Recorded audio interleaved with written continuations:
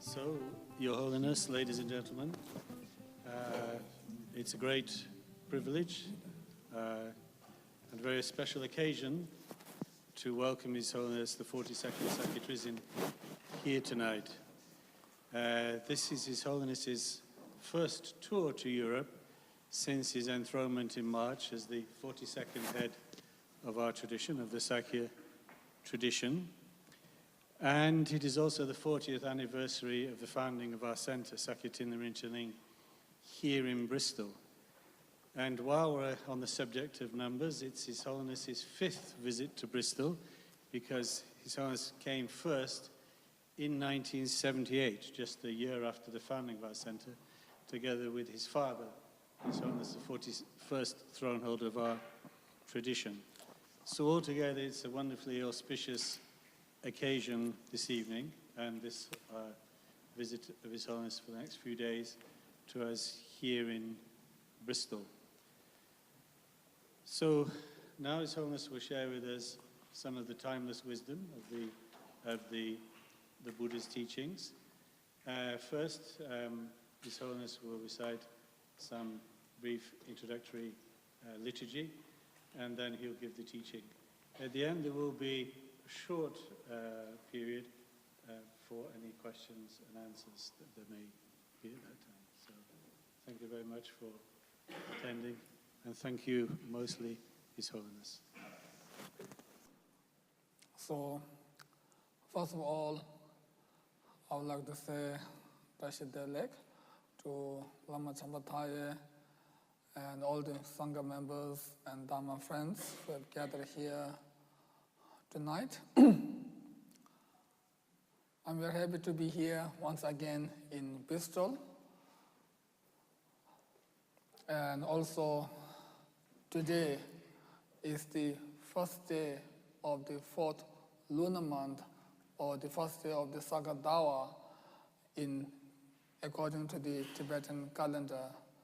Actually, according to our calendar, this month is holy month, because in this month Buddha was born in Lumbini, and also in this month Buddha attained Buddhahood in Bodh Gaya, etc. So therefore this month is known as a holy month, and whatever we do in this month multiplies into millions.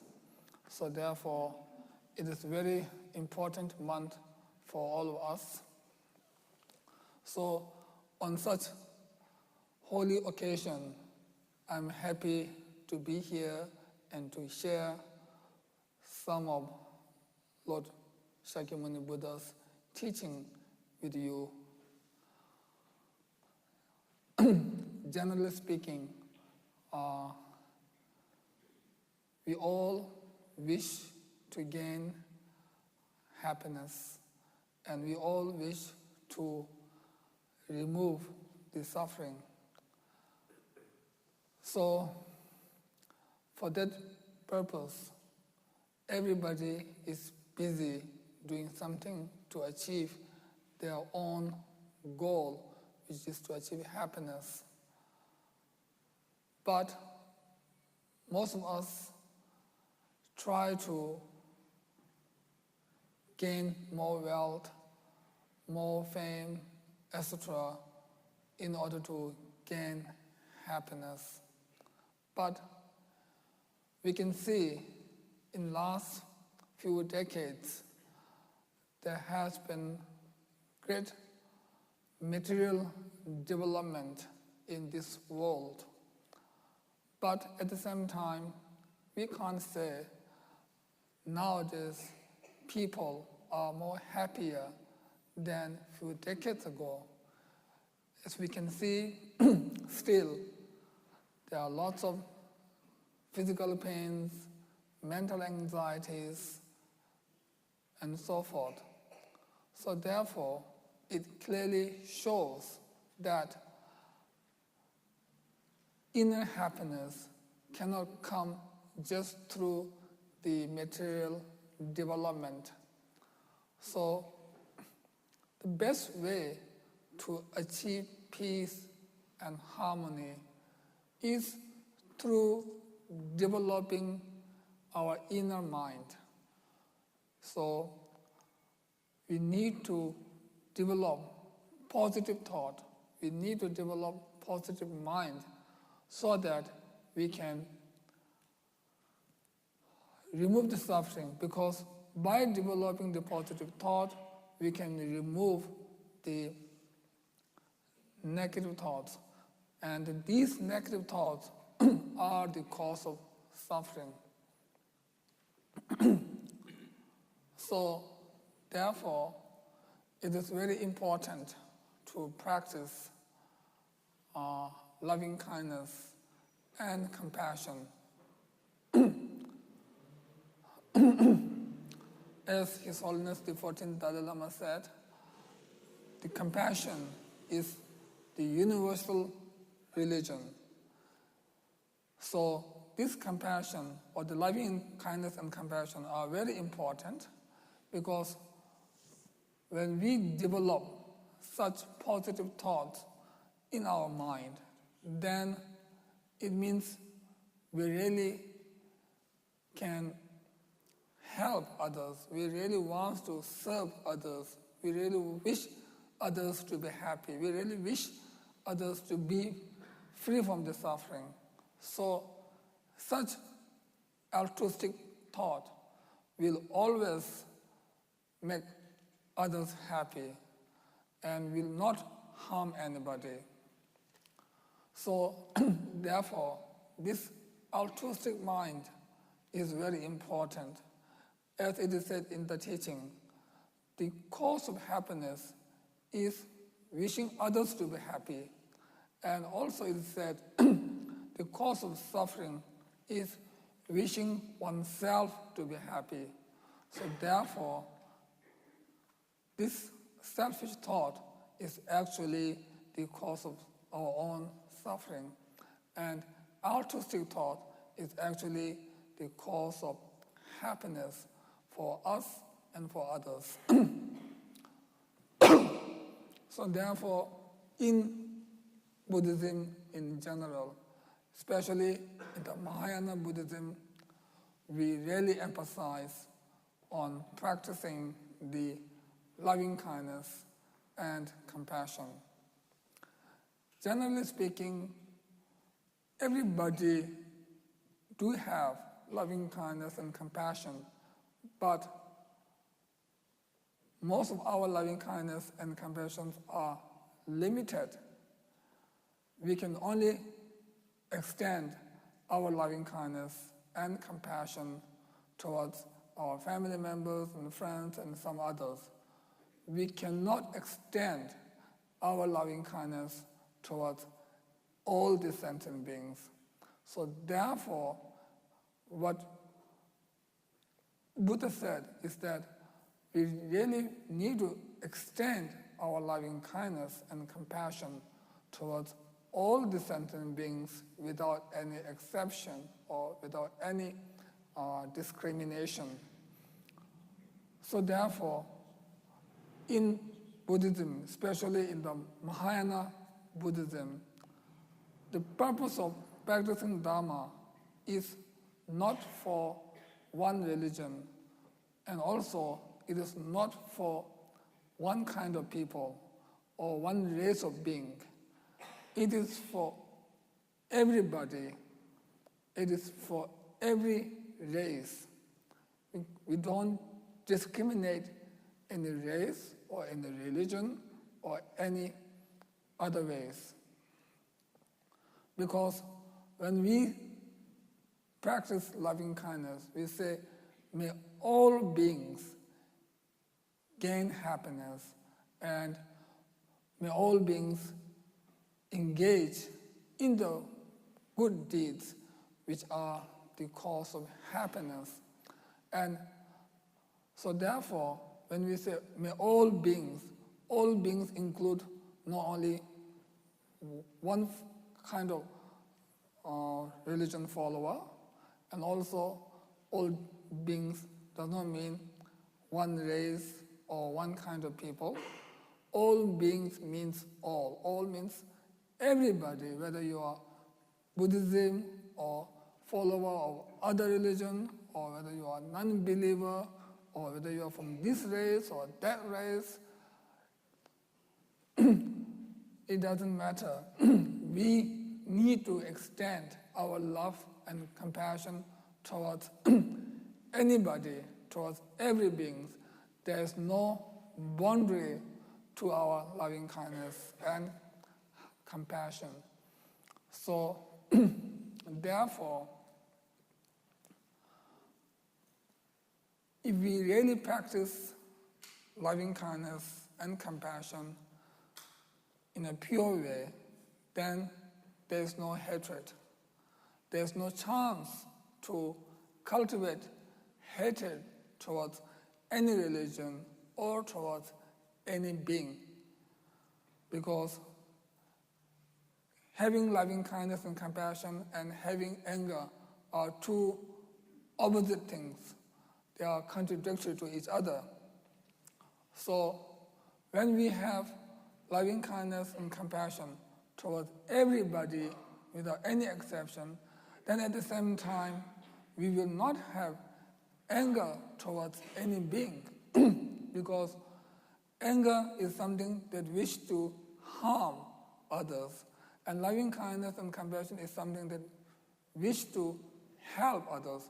So helping others and harming others are contradictory to each other, and we cannot generate these two different kinds of thoughts at the same time, at the same object. So therefore, if we really develop loving kindness and compassion towards everybody without any discrimination, then we can really suppress or we can really control our anger. We can really control our jealousy thoughts and other negative thoughts.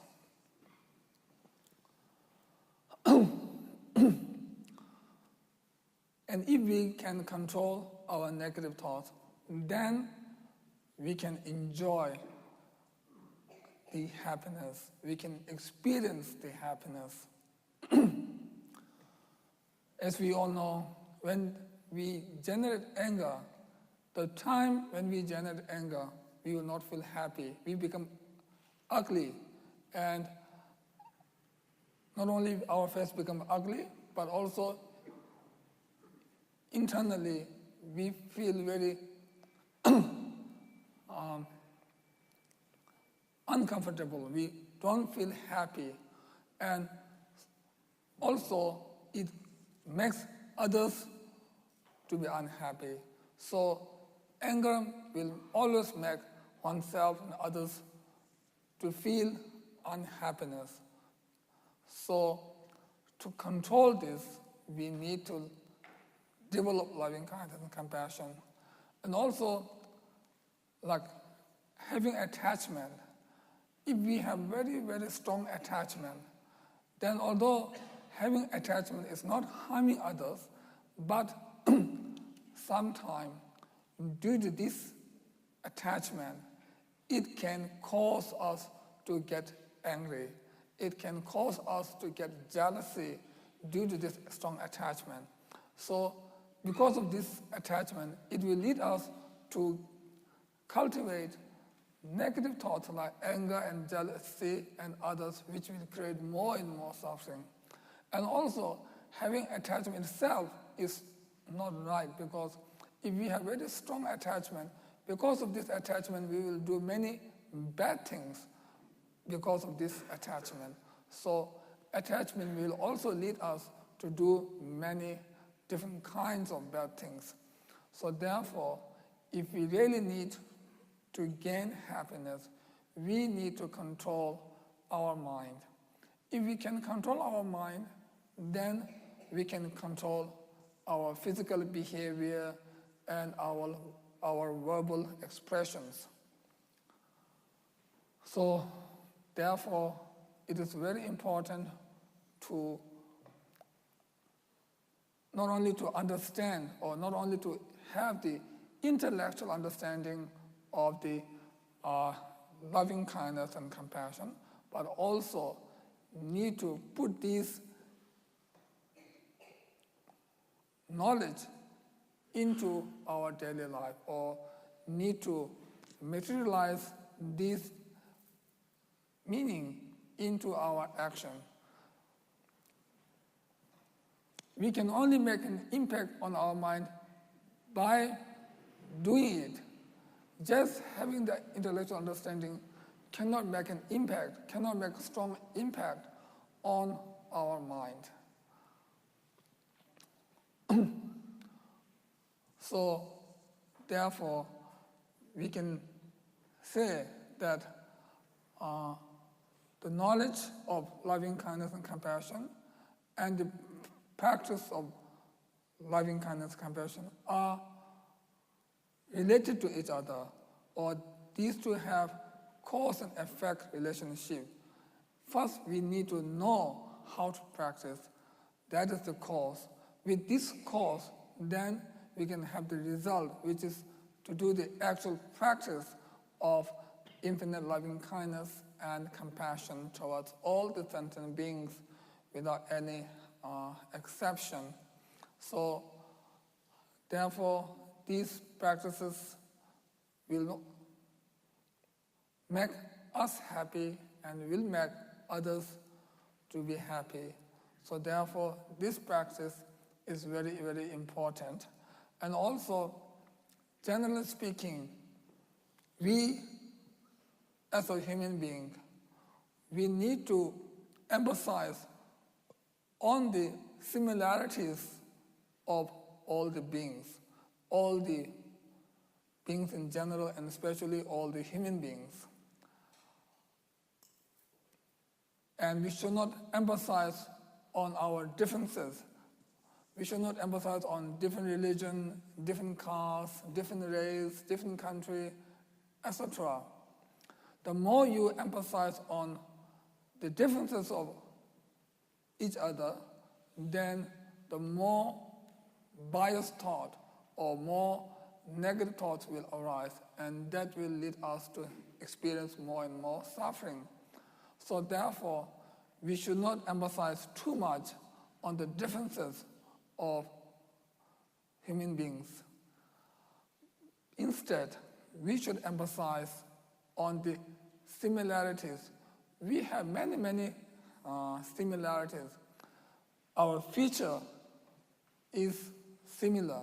We all have one face, two hands, etc. So our feature is generally same. And also, not only our feature, but also we all have the same wish.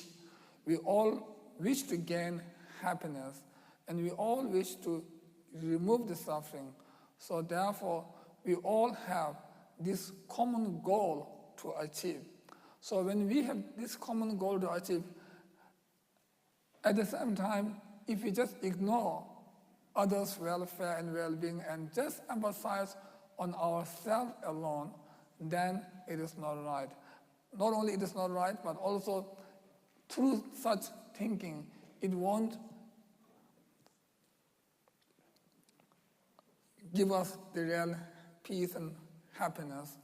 So therefore, it is very important to think of others, to emphasize on others' welfare and well-being.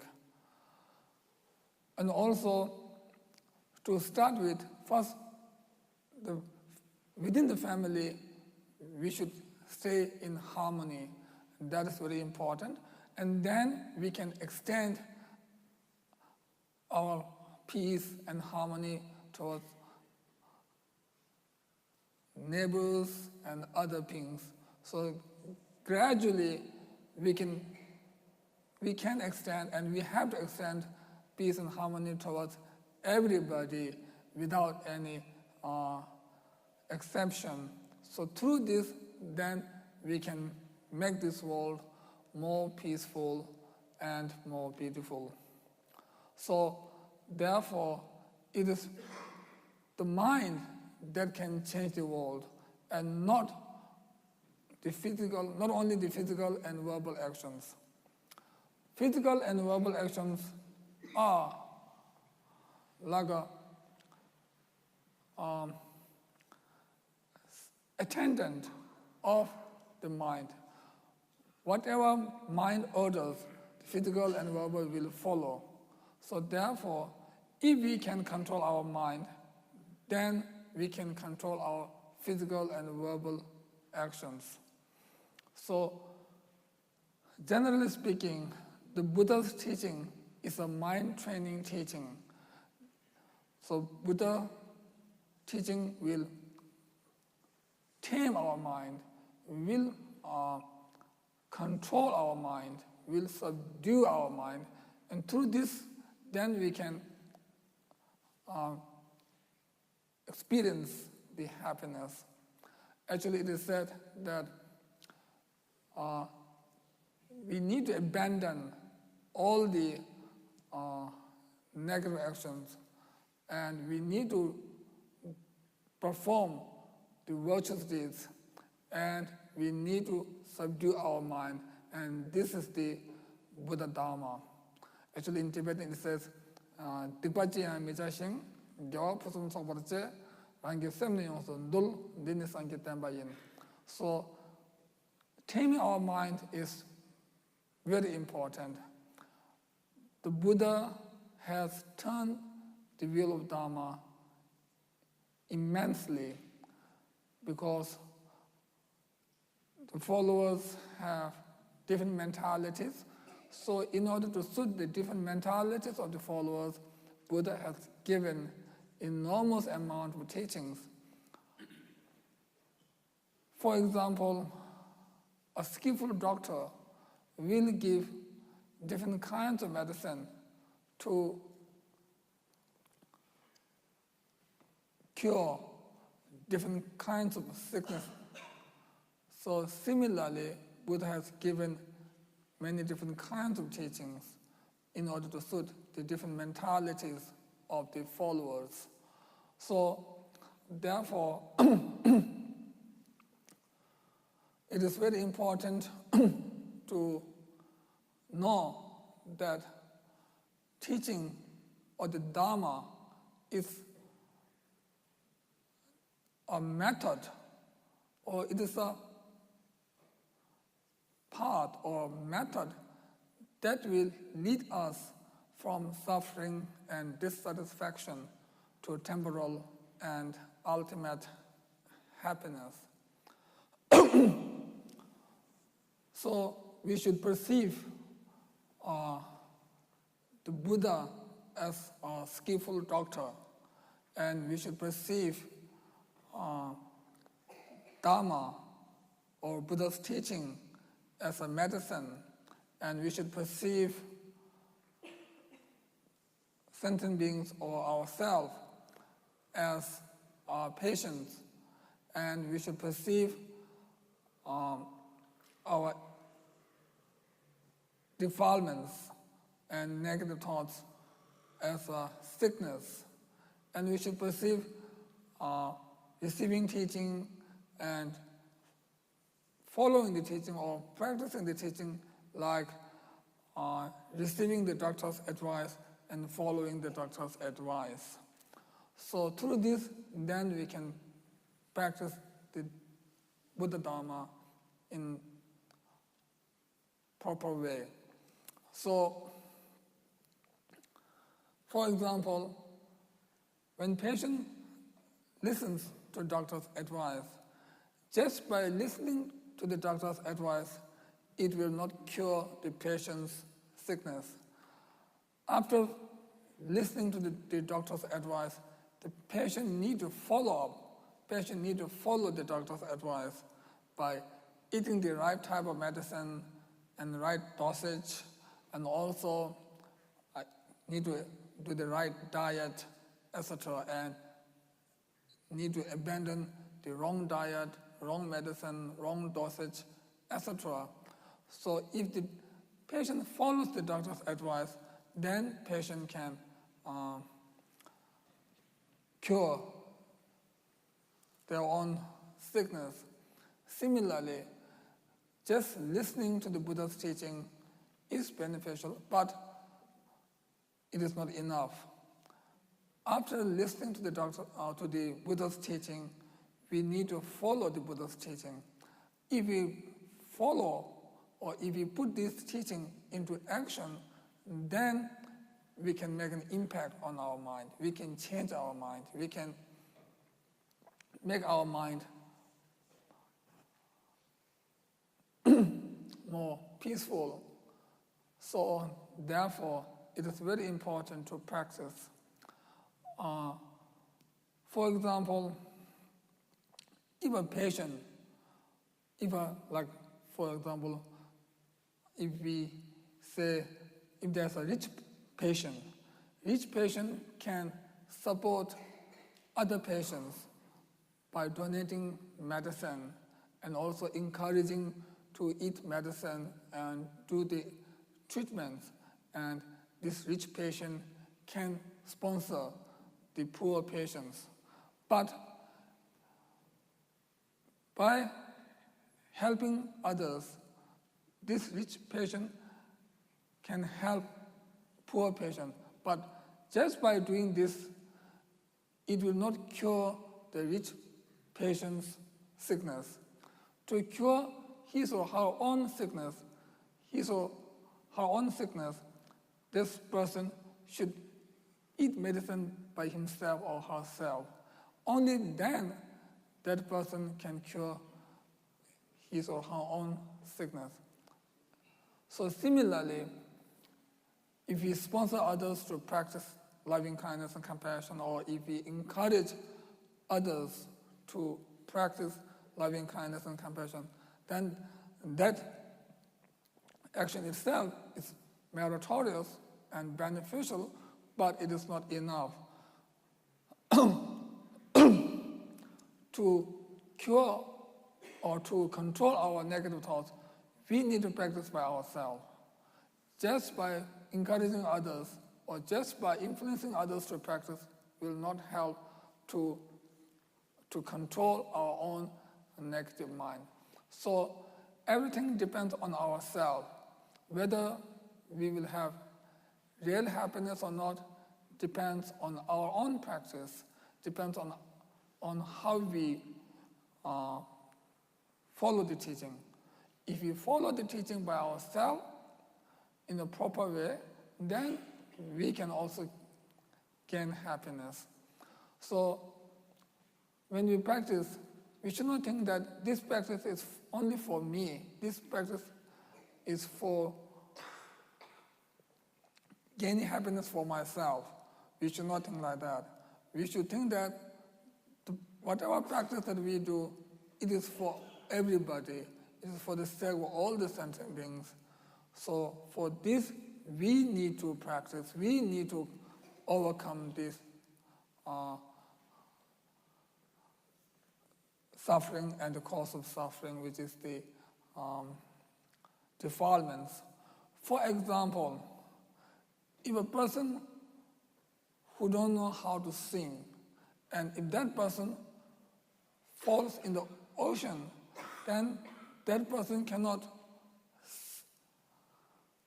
save their own life. That person can sink, or that person will drown in the ocean. And that person cannot help fellow beings who are also drowning in the ocean. So similarly, at the moment, we ourselves is bound by negative actions and negative emotions or negative thoughts. So we are sinking or we are drowning in the ocean of samsara. So at that time or at this time, we cannot rescue fellow sentient beings who are also drowning in the ocean of samsara. So to help others, first we ourselves need to be liberated from the samsara and need to gain enlightenment. And to do this, we need to practice. We need to follow the Buddha's teaching. Through this, we can help others in a better way or in a more effective way. So, therefore, the Buddha's teaching is focusing on mind, or focusing on controlling the mind. And also, it is very important to accept the Buddha's teaching not just by faith, but we need to accept the Buddha's teaching by doing thorough examination or investigation. Buddha himself said the followers should not accept his teaching just through faith, but followers should accept his teaching through examination. The more you examine, the more you inspect, the more stronger belief you will have on the Buddha's teaching. So Buddha said, it is like buying a gold. When you buy a gold, to check whether this gold is genuine or not, they have to burn it, they have to cut it, and they have to rub it.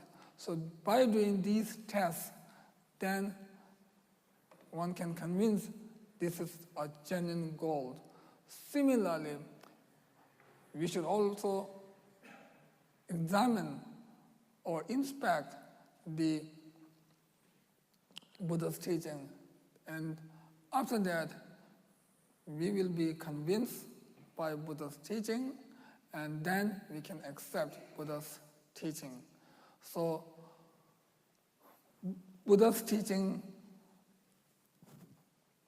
is actually very wide and deep, but as I said before, infinite loving kindness and infinite compassion are fundamental teachings. Actually, there are other fundamental teachings also, but these two are also the fundamental teachings of Lord Buddha according to the Mahayana Buddhism. And also, it is important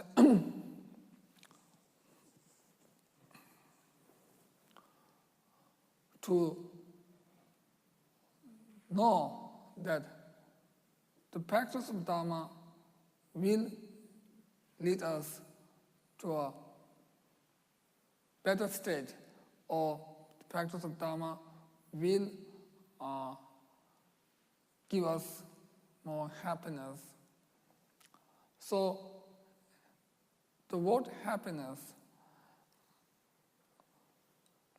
actually happiness also has different kinds of happiness. The real happiness is beyond this samsara. At the moment, we cannot experience the real happiness. The real happiness can be experienced when we attain the Buddhahood. At the moment, the happy feeling that we have is actually not the genuine happiness. It is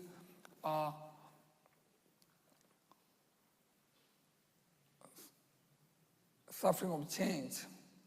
Actually, it's part of suffering. It's one kind of suffering. For example, when a poor person suddenly moves into a very luxurious house, then in the beginning, that person will feel happy. But if this luxurious house is the real cause of happiness, then the more that person stays in this house, the more happy he or she should be. But after some time, that person will have this suffering or that suffering. So it means this kind of happiness can become suffering. So therefore, this mundane happiness is actually called the suffering of change. So what we really need is not suffering or change. What we really need is the genuine happiness, which is beyond this samsara. We cannot experience the genuine happiness within this samsara. So if we really need to overcome the sufferings, we need to gain liberation from the samsara. And everybody has the potential to become Buddha or to gain liberation and become Buddha, because we all have mind, and the nature of this mind is pure from the beginningless time. It never stains with the negative thoughts. These negative thoughts are temporal. They are not the nature of the mind. So therefore, these negative thoughts are something that is removable, that we can remove. So, for example, if there's a dirt on the white cloth, then this dirt is not the nature of the cloth. This dirt is temporal. And because it is temporal, if we use the right remedies like water and soap, etc., then we can remove this dirt, because this is not the nature of the white cloth. Similarly, our mind, the nature of our mind is pure. The nature of our mind is not anger, not jealousy, not attachment, etc. So the nature of our mind is pure, and because of this, if we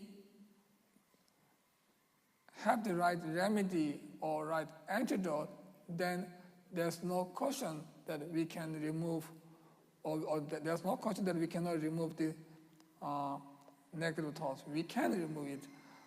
So therefore, we should have the encouragement, we should believe in ourselves, we should have the confidence that every one of us can gain liberation and can attain the enlightenment state, because our mind is pure from the beginning of time. So it is very important to have the confidence. It is very important to have the encouragement. If we have the encouragement, if we have the confidence, if we have the belief in what we are doing, then it can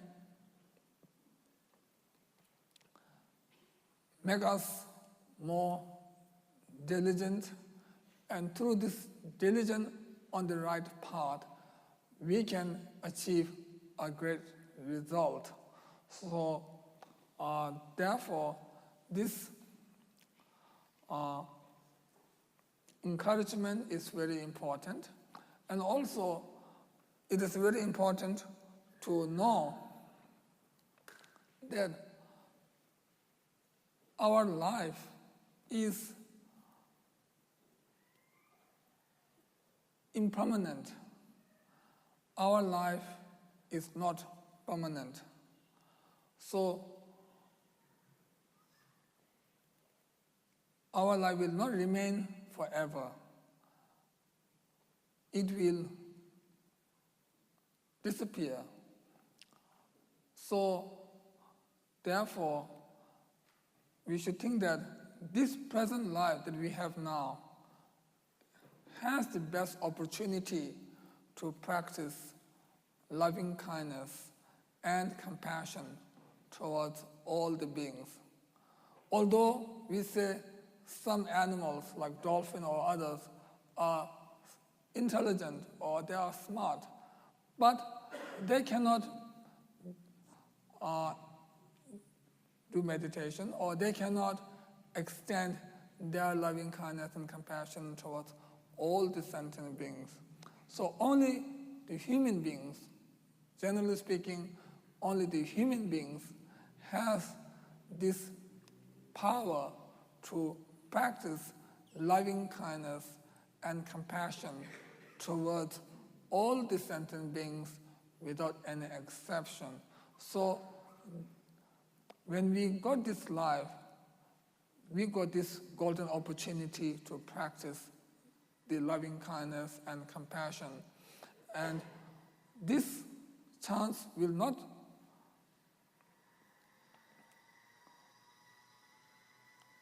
be easy to get again and again in the future. So when we got this, we should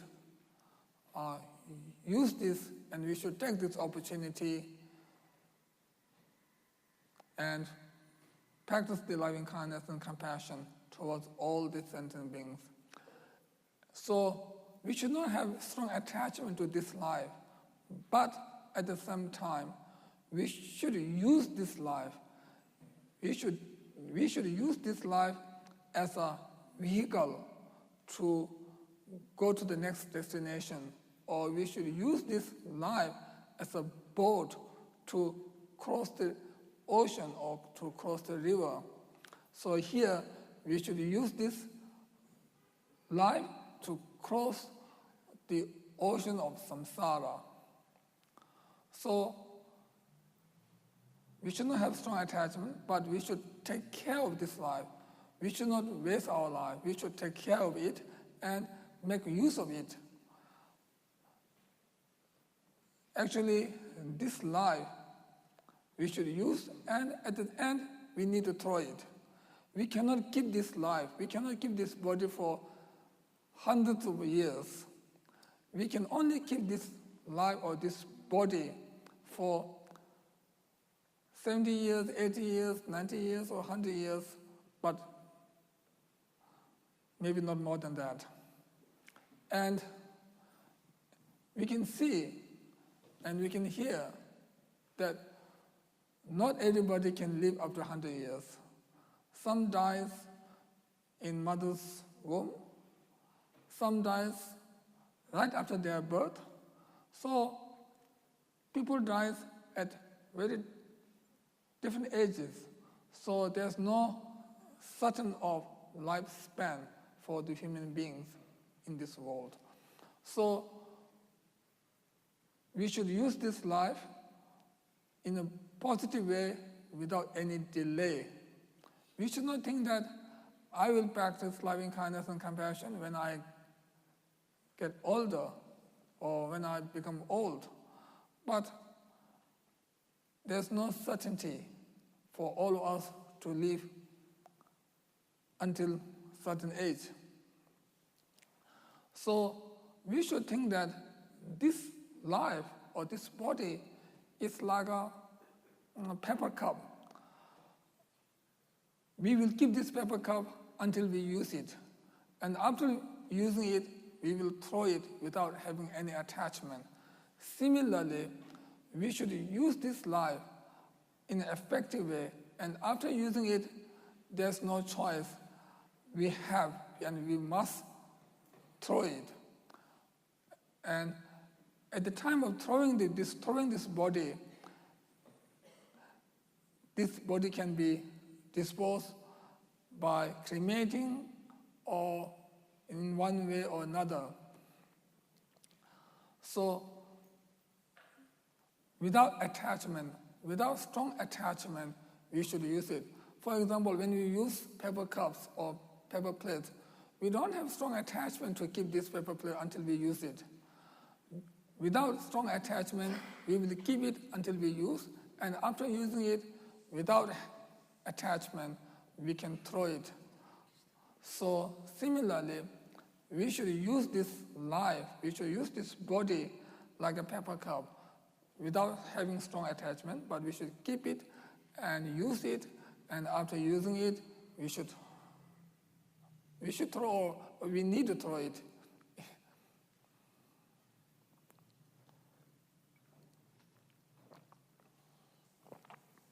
So, in short, this life is very precious. This life has the best chance to practice loving kindness and compassion, and this life, or this human life, has the best chance to make this world more peaceful and more harmony. So at the same time, this life is very short.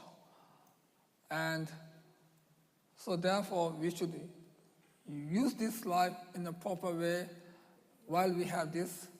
And through this, then we can practice loving kindness, compassion, and other practices.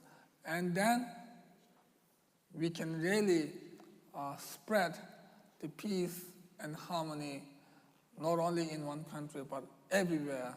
So with this, I conclude my short talk on the power of Buddhism. Thank you.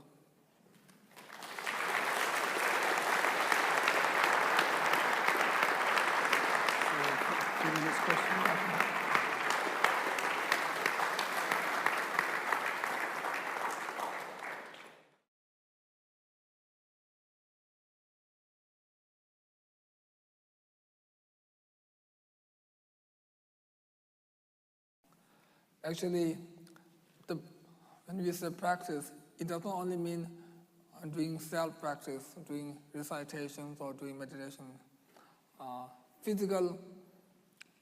Physically helping others is also part of practice.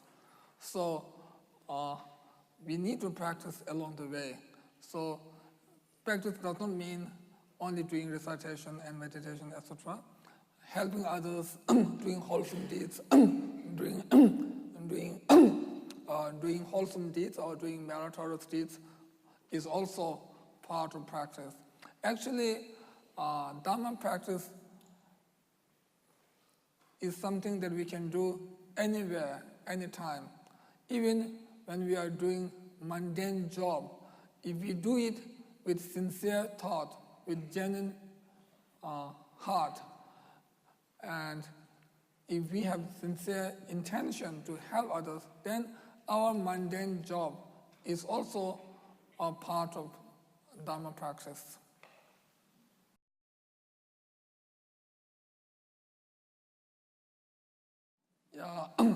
Actually, in this modern time, there are more distractions, so it's more challenging to practice. But at the same time, some people, they explore a lot, they use these modern technologies a lot, but still they will not feel the real happiness. So they think these modern facilities or these modern techniques are not the actual way to achieve the happiness. So through this also, then sometimes they come back to practice loving kindness and compassion.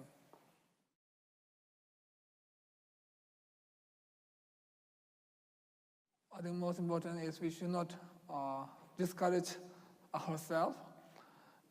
If we are discouraged, then we become weak.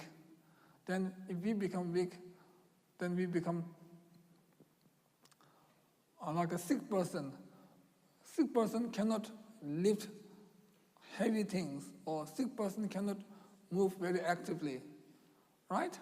So similarly, if we are sick with such things, or if we are very discouraged, then we are not strong. We don't have the encouragement. We don't have the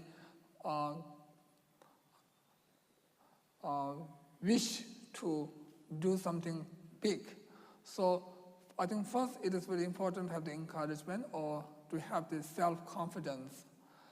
And even though you are facing very difficult situation, but if we challenge it with confidence, then there is a way to overcome it. There is a way to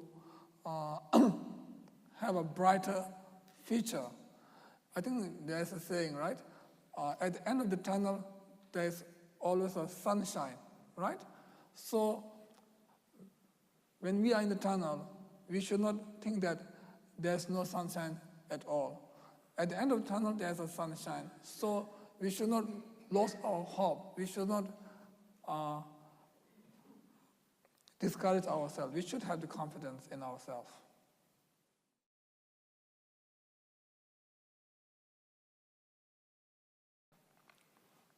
Anger or other negative thoughts has been in our mind for a long, long, long time, not only in this life, but from beginningless time.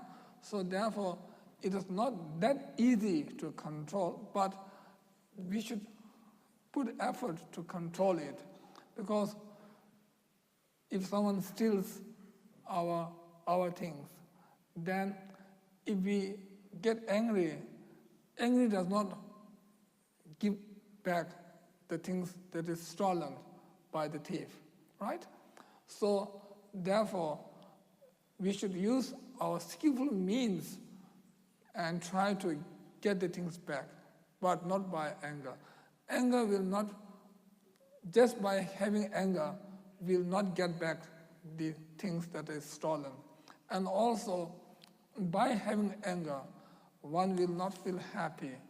And so, if we really think on the consequence of this anger, then we can see that there's no point of having anger. But also, at the same time, anger is something that is not easy to control. And also, if someone shows us the anger, at that time, if we reply with anger, then it's not right. When someone shows us this anger, we should think that this is the best opportunity for us to practice the tolerance. So through this way, we can improve ourselves, and also we can accumulate merit.